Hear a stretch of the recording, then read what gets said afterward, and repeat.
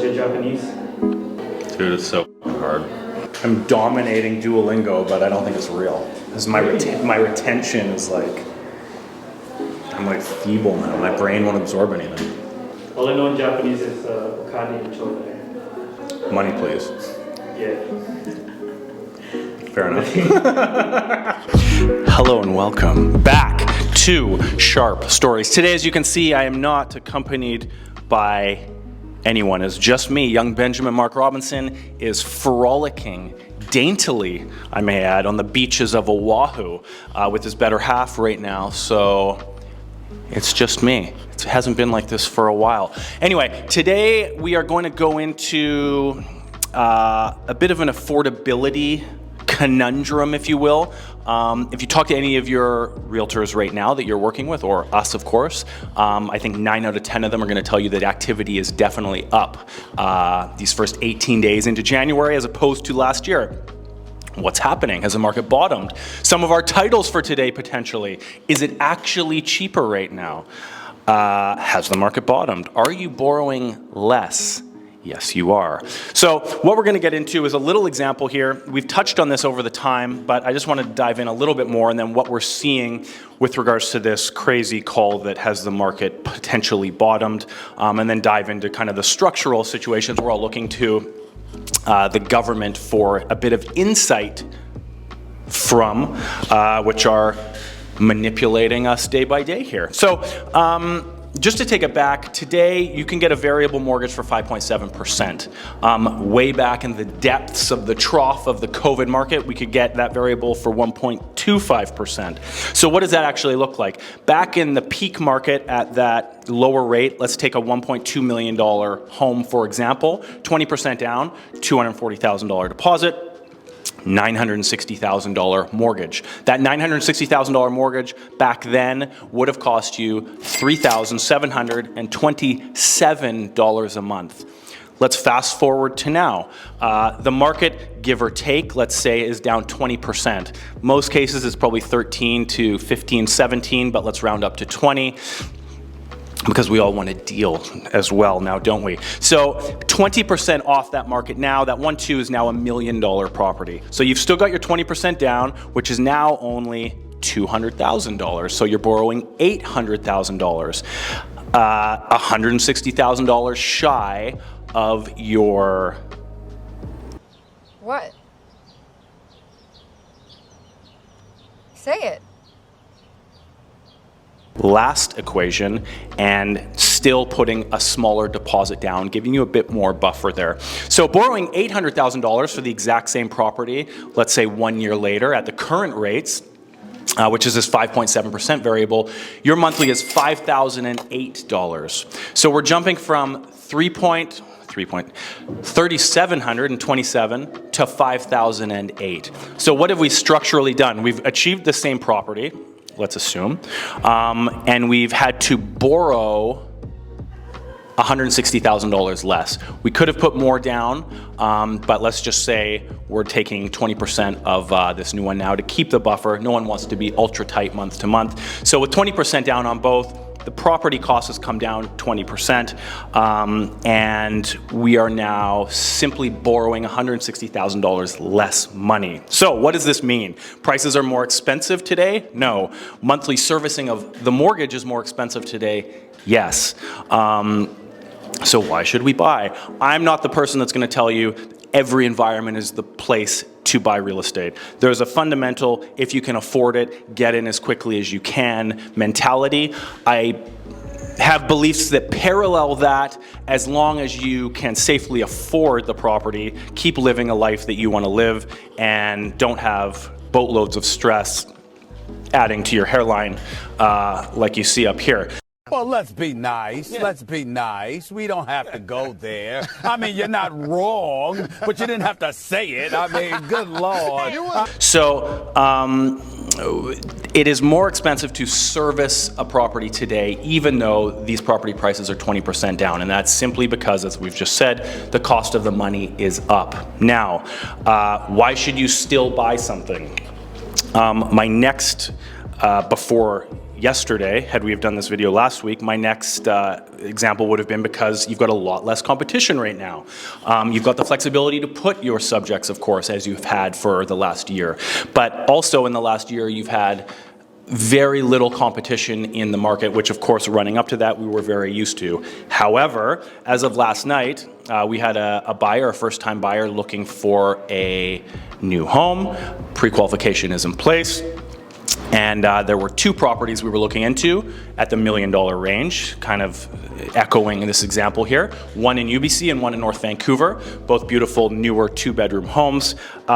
And both of them ended up in multiple offers yesterday. So we had to pick which multiple offer. These were his first and second choices, which were very close. Which multiple offer are we going to try and compete in? So is this a sign that the market is picking up fundamentally? Is this a sign that we've seen a bottom? I haven't been in a two-decision multiple situation for as long as I can remember, over a year at least. So this is an example that activity is high. Activity has started to ramp up very quickly this year. We're going to get into, again, the fundamentals behind the market a bit more on maybe why that's taking place. But are gone the days that you now do have to pay a little bit more to get the same property month to month, even though you're structurally borrowing less. So long-term picture, as we always try and look to, again, if you're buying today as opposed to a year ago, yes, the monthly is more expensive, but you're borrowing less from the bank. So if we're looking at, let's say these are all 25-year amortizations, do most people hold their properties for the whole 25 years? No. But if we look at that long-term, your overall loan that you're paying down is still less. And it may be more expensive today than it was a year ago to borrow less money, but I think where we're sitting now, and everyone's got their crystal ball on what's going to happen with rates, we're going to get into that in 2 seconds, but I think we're very close to the top of where we're going to see the rates, and then year over year we're going to see those soften down. So is it a time to get a variable? Maybe. Your mortgage broker or specialist can kind of give you a bit more insight on that. But just because you're borrowing today and it costs more, don't look at that short-term negative as the reason not to do something. Bigger picture, you've got the flexibility to borrow less money. So let's amortize this decision out and look at it that way. Also, again, it's picking up now. Not that everything's going to be in multiples at all. Very unique situation yesterday that we had 2 options in multiple.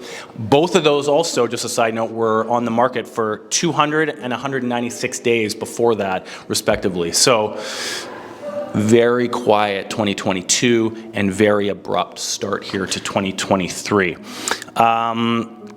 That jumps into those examples. So the picture of this is that I'm trying to paint is, again, not rah-rah, just buy, just buy, just buy.